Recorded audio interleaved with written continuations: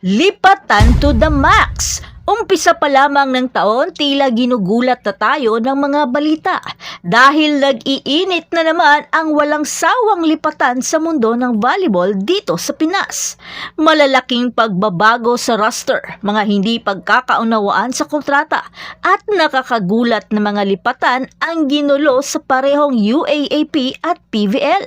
Pero maghanda para sa isang mabilis na paglalakbay sa pinakamalaking drama na nagaganap ngayon sa court. Una sa lahat, ang University of the East ay nakakaranas ng malaking pag-alis ng mga key players. Ang star player na si Cassie Dongallo, kasama ang setter na si Kezi Madriaga at ang promising rookie na si Jelay Gajero, lahat ay produkto ng California Academy. Ay umalis na sa UE patungo sa University of the Philippines at sumama sa kanilang dati pang coach sa high school na si Coach Vital. At hindi lang ito ilang manlalaro na umalis, ito ay isang malaking suntok sa programa ng women's volleyball ng UE. Sinasabi na ang paglipat na ito ay may kaugnayan sa Strong Group Athletics, ang sponsor para sa parehong mga universidad, habang kailangan ng mga manlalaro na maghintay pa ng residency. So hindi mo na sila makakapaglaro sa Season 87 at ang kanilang epekto sa koponan ng UP ay maaaring maging malaki para sa next season.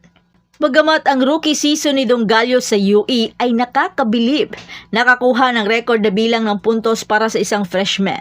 Ang paglipat na ito ay tiyak na magyayanig sa UAAP. At ngayon, ilipat naman natin ang ating pansin sa PVL, kung saan ang mga hindi pagkakaunawaan sa kontrata ay tila hindi maganda.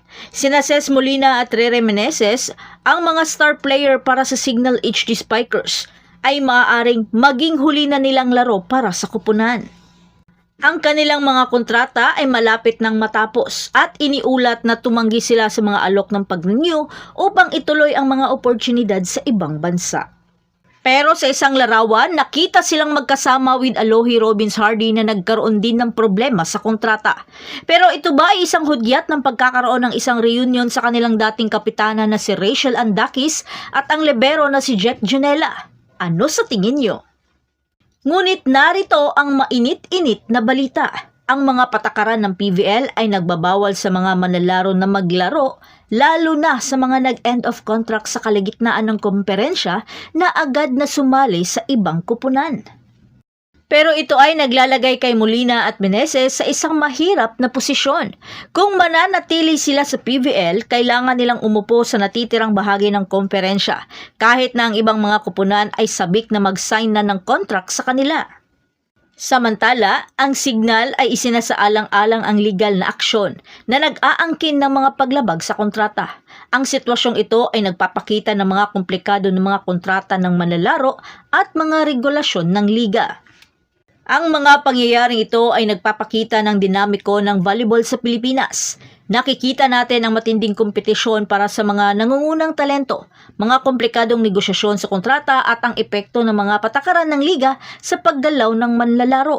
Ang mga lumipat at hindi pagkakaunawaan sa kontrata ay tiyak na magbibigay ng hugis sa mga paparating na panahon na magdadagdag ng matinding gulo at interes sa mga laro.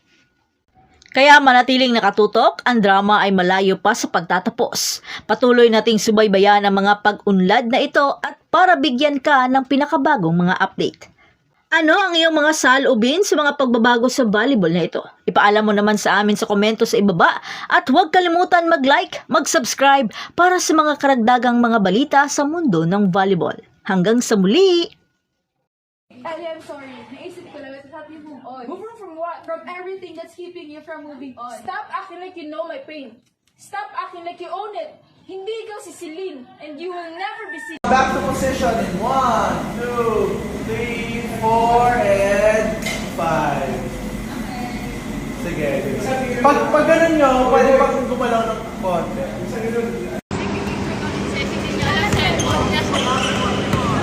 Masaya kayo? Nang hack kayo ng phone? Masaya ka?